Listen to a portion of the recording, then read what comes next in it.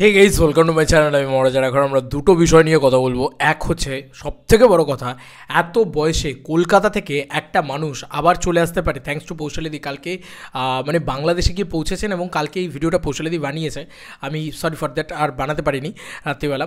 তো আমি সকাল সকাল এই ভিডিওটা দিয়ে শুরু করব এবং আজকে আমরা আরেকটা জিনিসও দেখাবো, সেটা হচ্ছে তাণ্ডবের ক্রেজ। ভাই, তাণ্ডবের ক্রেজ সেটা ভয়ঙ্কর লেভেলে চলেছে। আবার পুলিশ মোতায়েন করা হয়েছে, আর শুধু তাই নয়, পুলিশ মোতায়েন করা হয়েছে বলেই নয়, আরও অনেক কিছু হয়েছে। মানে সেটা রায়ান রফি বিভিন্ন জায়গা থেকে পোস্ট করছে। ভাই, ধুমা ভিড় হচ্ছে, মানে হুলিয়ে লোকজন আসছে, ভয়ঙ্কর ব্যাপার এটা। ওয়েট, আমি সব একটা একটা করে বলছি। একটা 65 বছরের একটা লোক, সে কলকাতা থেকে প্রতি ঈদে বাংলাদেশে যায় এবং মেগাস্টারের শাকিব খানের সিনেমা দেখে, আবার মানে আমাদের ইন্ডিয়াতে ফিরে আসে। এটা পশ্চিমবাংলার একটা লোক। কারা যেন বলে যে পশ্চিমবাংলায় শাকিব খানের কোনো ক্রেজ নেই, পশ্চিমবাংলায় নাকি শাকিব খানের কোনো ফলোয়ার্স নেই, কোনো ভক্ত নেই, কিছুই নেই পশ্চিমবাংলায় শাকিব খানের। এটা যারা বলে তাদের কাছে পৌশালিদির ওই ভিডিওটা একটা বড় প্রমাণ। আমি তো কোনো ভিডিও দেখাতে পারছি না, কিন্তু আমি এইটা তোমাদেরকে ওপেনলি বলতে পারি যে একটা বয়োজ্যেষ্ঠ মানুষ, 65 বছর, বন্ধুরা, কী করে ভিসা পায় আমি সেটাই ভাবছি শুধু। মানে এখন তো বিশাল জটিলতা চলছে আর কি এটাকে নিয়ে। তো এই বিষয়টা হলে মানে তারা প্রত্যেক ঈদে, তারা যার কাছে পাসপোর্ট আর ভিসা অ্যাভেলেবেল আছে সে আরামসে যেতে পারবে, তোমরা জানো। তো বাংলাদেশে যায় শুধু মেগাস্টারের সিনেমা দেখতে, এবং তার একটাই অনুরোধ মেগাস্টার শাকিব খানকে। কী অনুরোধ? না, তার সাথে যদি মানে কোনো দিন সাক্ষাতে দেখা হয়, এটা তো স্বাভাবিক, এটা ফ্যান্স। এবং দেখো, দেশে বিদেশে শাকিব খানের কত ফ্যান ফলোয়িং রয়েছে। তার ভিতরে আমার খুব ভালো লাগছে যে আজকে ইন্ডিয়া থেকে, যে ইন্ডিয়াকে নিয়ে এত কথা, অত ঠিক আছে, যে শাকিব খানের এখানে সিনেমা চলে না ইত্যাদি ইত্যাদি। ভাই, প্রপার প্রমোশন আর প্রপারভাবে রিলিজ হলে সবই চলতো, সেটা ঠিকঠাকভাবে করে না, তাই জন্যই চলে না। বাট এর থেকে মানে আরও বেটার পজিশন। এবং শাকিব খান বিগত কয়েক বছরে সবথেকে বেশি আয়কারী বক্স অফিস বাংলাদেশে যে কটা সিনেমা এখানে রিলিজ করেছে, সবথেকে বেশি আয় কিন্তু শাকিব খানের তুফানি করেছে। কমই করুক বেশিই করুক, কিন্তু সবথেকে বেশি আয়টা কিন্তু বাংলাদেশি সিনেমার নিরিখে এখানে সবথেকে বেশি শাকিব খানের সিনেমাই করেছে।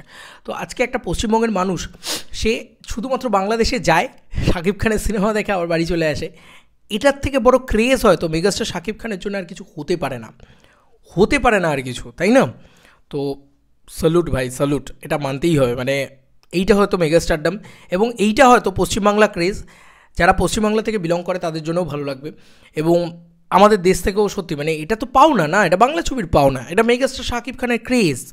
এবং এখানেও, আমাদের এখানেও সাকিবিয়ান আছে, এবং সেটার বয়স হতে পারে 65 বছর, ঠিক আছে? ওই 8 থেকে 80 সবাই আমার ফ্যান, মানে ব্যাপারটা এরকম। যাই হোক, এর পরবর্তী যে লাইনটা সেটা হচ্ছে ময়মনসিংহ ছায়াবাণী। সেখানে কিন্তু অলরেডি কালকে ভয়ঙ্কর একটা অবস্থা হয়, এবং সেই ভয়ঙ্কর অবস্থার জন্য পুলিশ মোতায়েন করতে হয়েছিল। এতটাই দর্শক চাপ হয়ে গিয়েছিল। বারবার বলছি, শাকিব রাফি একসাথে যখন আসে তখন কিন্তু এই রকম দৃশ্যই ঘটতে থাকে। মানে প্রতিদিন পূর্বের সব রেকর্ড ভাঙছে, ঠিক আছে? তাণ্ডব যেভাবে ব্যবসা করছে ভাই, সব উড়াধুরা লাগিয়ে দিয়েছে, কোনো কথা হবে না। তো অলরেডি রায়হান রফি কিছু জিনিসপত্র পোস্ট করেছে। আমি তো বলেইছি যে আর আমি কোনো রকম কোনো ভিডিও পাশে চালিয়ে শোনাবো না, আমি জাস্ট তোমাদেরকে ভিড়গুলো দেখিয়ে দিচ্ছি। আমি সাউন্ড মিউট করে রাখছি।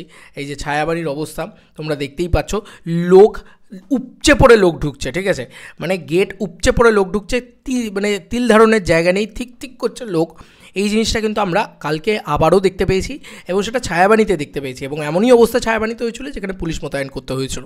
রায়ান রফি নিজেই শেয়ার করেছে, তোমরা দেখতেই পাচ্ছ। এবং এটা শুধু ছায়াবাণী নয়, আরও বিভিন্ন হলে সেম দৃশ্য ঘটেছে। এআই দিয়ে, বিড়াল ফিরাল দিয়ে দারুণ জিনিসপত্র করা হয়েছে। রেস তো হচ্ছে ভাই তাণ্ডব নিয়ে, এটা নিয়ে তো কোনো সন্দেহই নেই। এছাড়াও আলফা আই থেকে এই ধরনের জিনিসপত্র পোস্ট করা হয়েছে, যেখানে অলরেডি পাবলিক ক্রেজি, ঠিক আছে? প্রত্যেকটা পাবলিক ক্রেজি জিনিসপত্র করছে। কি পরিমাণে পাবলিক স্টার সিনেপ্লেক্সের সিনেমাটা দেখছে। এবং নাইট শো রাত্রি 9টায় ময়মনসিংহ ছায়াবাণীতে আবারও দেখো, এখানে ভিড়টা দেখো, তাহলে তোমরাই বুঝতে পারবে কি অবস্থা কালকের ডেটে গেছে। এবং কালকের ডেটে 3টে থেকে শো চলেছে, সেখানে তোমরা বুঝতেই পারছো। ওই যে বললাম, সিঙ্গল স্ক্রিন তথা মাল্টিপ্লেক্স সব গিলে খেয়ে নিয়েছে শাকিব খান। এবং সত্যি কথা, রায়হান রফি শাকিব খান একসাথে এলেই হয়তো এত বড় ধামাকাটা হতে পারে। এবং সত্যি সব রেকর্ড ভেঙে দিয়েছে। দেখো, সেনা সাভার অডিটোরিয়াম, সেখানে কি অবস্থা সেটা তোমরা দেখতেই পাচ্ছ। কালকের ডেটে একটা ভয়ঙ্কর রেসপন্স কালকের ডেটে তাণ্ডব নিয়ে আসতে পেরেছে। এবং রাফিকে আমার এটাই ভালো লাগছে যে সে অলওয়েজ, সাবিলা নূর, রাফি, তোমার সারিয়া শাকিল, তারা প্রত্যেক দিন দিন ইন্টারভিউ দিচ্ছে, প্রত্যেক দিন পাবলিকের সাথে করছে, রেজোনেট করছে, হল ভিজিট করছে, মিডিয়ার সাথে করছে। আমার খুব ভালো লাগছে যে এই আফটার রিলিজ প্রমোশনটা তারা ঘ্যামা করছে, ফাটিয়ে দিচ্ছে, বলবোই যেটা ভাই কেউ করে না। এটাই হচ্ছে সবথেকে বড় কথা। আসলে কে করবে, কার সিনেমা এত চলে? মেগাস্টার শাকিব খানের সিনেমা চলে বলেই না তার ডিরেক্টর অ্যাক্টার্সরা মানে কথা বলার জায়গায় আসে। আবার চলো বন্ধুরা, নতুন কোনো ভিডিওতে দেখা হবে ভাই।